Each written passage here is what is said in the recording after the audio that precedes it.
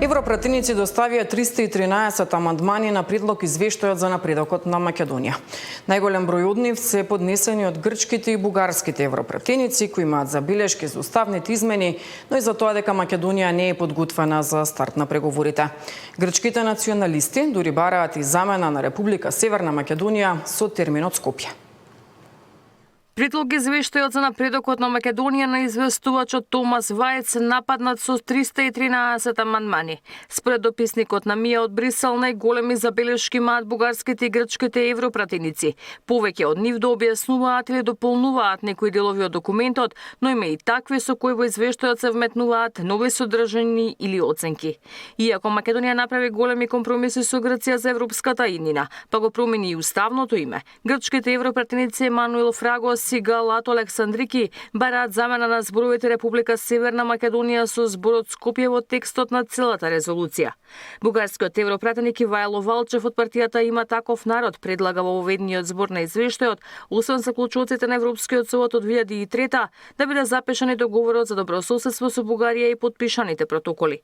Според дописникот на МИА, во делот каде известувачот Вајц нотира дека аспирациите на македонците да станат дел од Европската Унија довеле до значителен напредок во демократијата и социјекономските реформи и покрај блокадите од различни неоправдани причини, бугарскиот европратеник на природба Станислав Стојанов предлага замена со аспирациите на граѓаните на Северна Македонија да станат дел од Европската Унија, продолжуваат да доживуваат назадување поради недоволната политичка волја на земјата да ги спроведе договорените уврски. Валчев има поднесени амандман за додавање на точка која би гласела со оглед на тоа што изнаоѓањето заеднички наратив за заедничката историја е неопходна основа врз Бугарија и Северна Македонија, треба да ги градат своите односи и дека односот меѓу идните генерации на Македонија и Бугарија ќе биде одраз на образовните процеси во двете земји. Голем број на амандмани се доставени за измена на точка од извештајот која гласи со оглед на тоа што Македонија е доверлив партнер целосно согласен со заедничката надворешна и безбедносна политика на Европската Унија. Но дел од европратениците не сметаат дека Македонија е целосно согласена и забележуваат за поставеноста и воздржаноста во однос на резолуцијата на Генералното собрание на Обединетите нации. Бугарите и овде сметаат дека ваквото однесување ко спонзорство со САД треба да биде нотирано како неочекувана и жална промена во согласувањето на незината надворешна политика. Во однос на уставните измени, авторот на извештајот пишува и дека Македонија треба да ги усвои неспроведените уставни измени во согласно со незините заложби, за да можат веднаш да започнат пристапните преговори. И овде најгласни противници биле бугарските европратеници, според кои неопходно во овој дел да биде вклучено и признавањето на бугарското малцинство како официјална етничка група, за да, како што велат, да се олесни брзиот почеток на пристапните преговори. Измени се бараат и за планот за раст, реформите, борбата против корупцијата, општествената поларизација и правата. Изјаснувањето по предложените амандмани и по самиот предлог извештај на земјава од страна членовите на АФЕТ е предвидено за 13 мај. Ивана Соколович најдова, Сител телевизија. Во текот на оваа недела стартуваат процедурите за спојување на коалицијата Вреди во една политичка партија. Како што појасни Изет Меджити, новата партија во која се спојуваат Демократско движење БЕС и Алтернатива ќе има заеднички штаб, информативен центар, заеднички кандидати, заедничка програма и листи на заеднички советници на претстојните локални избори. Меджити не посочи кој ќе биде председател на партијата, бидејќи смета дека тоа не е важно. Овој чекор следи под луката на Централното председателство на Алијансата за албанците, предводена од Арбен Таравари, кој одлучи на претстојните локални избори да понуди сопствени листи со кандидати за советници. Привирањата во Вреди, барем засега, не влијаат врз стабилноста на владата, посочи изминатите денови останатите коалицијски партнери. Сепак, следните денови се очекува премиерот Мицкоски да одржи посебни средби со лидерите на партиите. Синдикатот во културата утре излегува на протестен собир пред ресорното министерство, разочарани од односот поради кој останаа без плати. Најавуваат дека ќе поднесат кривични пријави против директорите за непочитување на колективните договори и закони. Ќе поднесат индивидуални тужби против институциите за неисплатата на платите според колективните договори, ќе поднесат индивидуални тужби до институциите за парични побарувања за доцнење на плати за последните 3 години и ќе ги информираат странските амбасади и представништва, особено Унија на Европската Унија и на Соединетите Американски држави, за повреди на загарантираните уставни работнички права останува во земјата.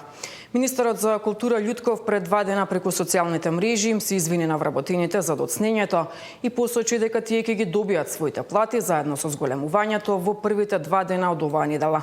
Нагласувајќи дека причината за доцнењето се должи на усогласувањето на платите со Министерството за финансии. СДСМ денеска бараат оставка од Љутков за, како што велат, хаосот во културата. Покрај ова бараат и повлекување на срамните изјави за приватизација на културното наследство и итна исплата на мартовската плата за сите работници.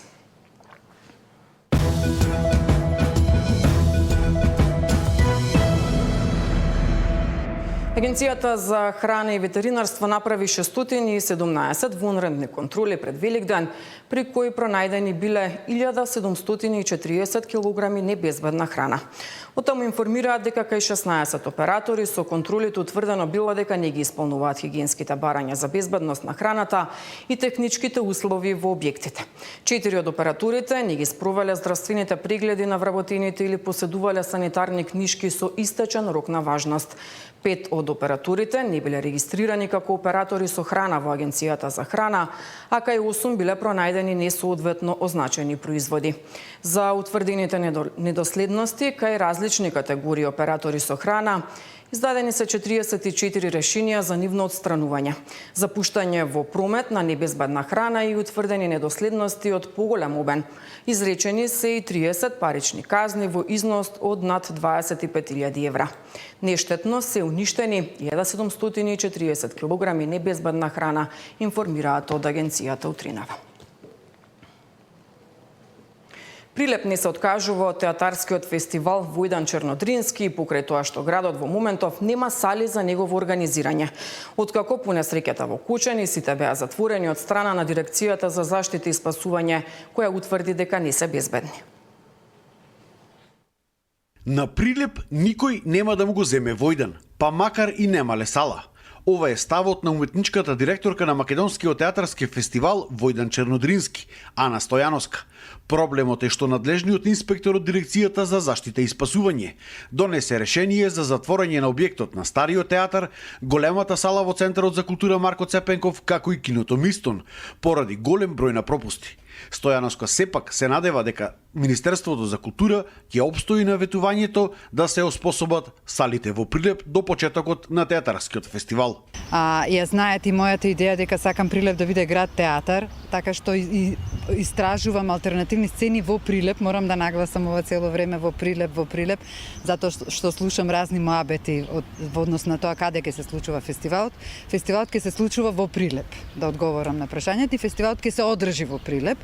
Се надевам онаму каде што сме научени да биде секоја година, да се средат работите со Центарот за култура, односно да се задоволат сите законски норми и пропишани барања од страна на инспекторатот, затоа што пред се и мене како човек, но и како фестивал ми е важна безбедноста и сигурноста и на организаторите, и на учесниците, и на публиката. Стојановска потенцира дека Прилеп од секогаш бил уметнички град и горд на своето културно наследство, и таков и ќе остане во иднина. Годинава мотото на фестивалот ќе биде "Смеј се и осмели се". Затоа што треба да бидеме храбри и треба да се водиме од својата креативна енергија. Бидејќи не знам поинаку да реагирам освен на креативен начин, смисливме оваа година Прилеп да одговори на многу креативен начин, така што наместо програмата Автор во фокус, во која што беше застапен еден автор предходните години, оваа година имаме Прилеп во фокус, тоа ексклузивно го најавувам сега за вас. Тоа ќе бидат тројца автори, театарски уметници од Прилеп, кои што оставиле длабока трага во македонскиот театар. Благој Ристевски Платнар, Благој Спирковски Џумерко и Кирил Ристовски. Годинава се планира истиот да се одржи од 6 до 13 јуни, но ако има одредени проблеми, можно било тој датум и да се пролонгира. За Сител, Дарко Штарговски. Охридските компании се соочуваат со недостаток на кадар, па спасот за предстојната летна сезона гледаат во носењето на законот кој ќе возможи да се ангажираат и пензионери. Охридскиот бизнис сектор се соочува со недостиг од стручен кадар. Миграциите се поинтензивни, младите масовно се иселуваат од државата. Компаниите од приватниот сектор во недостиг од квалификувани работници. Спасот го гледаат во новиот закон кој ќе донесе ангажирање на пензионери без губење на социјални бенефиции. Проблем имаме со стручен кадар, Затоа мислам треба да се направи една иницијатива да се дозволи на пензионерите после 64 години дека можат да останат на работа нормално со давачки кои што следуваат, затоа што луѓето во најзрелите години ги пуштаме да седат дома, а стопанството се судират со недостиг на кадар. Председателот на Стопанската комора Азески истакна дека ќе се работи на платформа за враќање и спречување на одливот на мозоци од земјава. Ќе работиме на една платформа за враќање и спречување на одливот на мозоци од Македонија, на една конкретна работа која што можам да кажам дека е алфа и омега на опстанокот, ако заеме дека луѓето се тие што ја движат и економијата и државите, а објектите без луѓето се ништо и опремите. Така да тука мислиме дека треба практично со тоа да се поттикне економската активност во државата да би можело да се задржат младите. Од Стопанската комора посочуваат дека потребно е да се спроведат сериозни реконструкции во образовниот систем, акција за возобновување на институциите кои треба да се дигнат на повисоко функционално ниво и секако пари со кои ќе интервенира државата за да се задржи стручниот кадар. Нина Ритоновска, Сител телевизија.